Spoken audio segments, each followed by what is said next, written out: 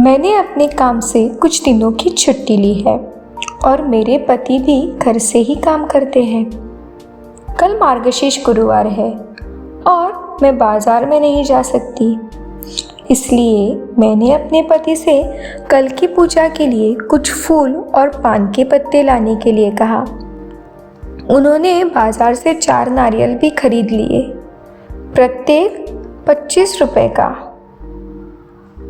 कुल मिलाकर उन्होंने 4 नारियल खरीदे।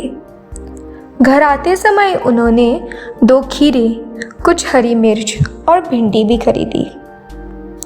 जब मैंने उनसे पूछा कि क्या उन्होंने नारियल के लिए मोल भाव किया, तो मुझे निराशा हुई क्योंकि उन्होंने मोल भाव नहीं किया।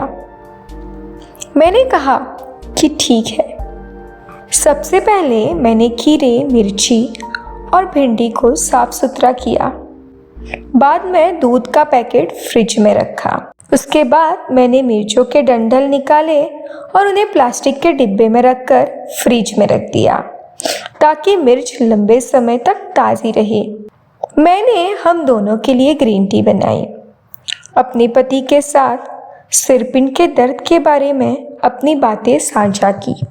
अभी मैं जो कर सकती हूँ वह सिर्फ अपनी भावनाएं व्यक्त करना है।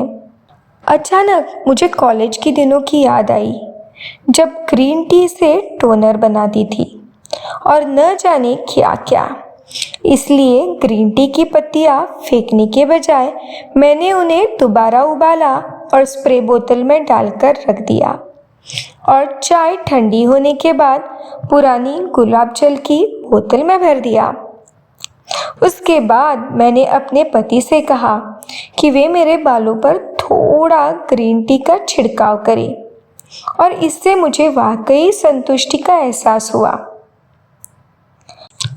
मुझे याद आया कि स्कूल में हमारे एक सर हुआ करते थे जो हमें धागा इकट्ठा करने के लिए और एक दूसरे से बांधकर एक बड़ा गोला बनाने के लिए कहते थे, और ऐसे ही बातें मैंने उनकी फॉलो की। और जब मुझे एक बड़ा बॉल मिल जाता था, यानी कि गोला मिल जाता था, तब मैं बहुत खुश होती थी। तो मैंने जब फूलों को कागज़ में लपेटा हुआ देखा और धागे से बंधा देखा तो मेरी खुशी का ठिकाना ही नहीं रहा।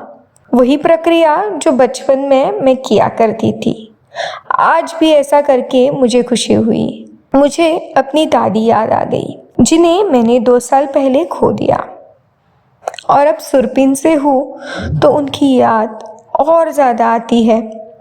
दुख महसूस हो रहा है, लेकिन हर एक व्यक्ति के जीवन में एक हिस्सा होता है और एक बार वह हिस्सा पूरा हो जाए तो भगवान उस व्यक्ति को ज़्यादा देर तक इस धरती पर नहीं रखते। मुझे अभी भी अपनी दादी की बहुत याद आती है। उसके बाद मैंने अपना जप किया। थोड़ा दोपहर का पेज बचा हुआ था, इसीलिए पति से कहा कि मैं उनके लिए चपाती बना दूंगी। बिना नमक की चपाती बनाई और मैंने अपना बेस्वाद पेज खाया और उन्होंने रात को चपाती खाई और रसोई का काम किया, जैसे बर्तन धोना, चीज़ें व्यवस्थित करना वगैरह। फिर प्रार्थना की और सोने चली गई। जिंदगी मुश्किल तो होती है, लेकिन अगर एक भी साथ देने वाला मिल जाए तो जिंदगी को सच में बहुत खुशी मिलती है। अगर आपको ऐसे स्लो और सुकून भरे व्लॉग्स पसंद हैं तो गोवन साइलेंट वाइब्स को सब्सक्राइब करना ना भूलिए।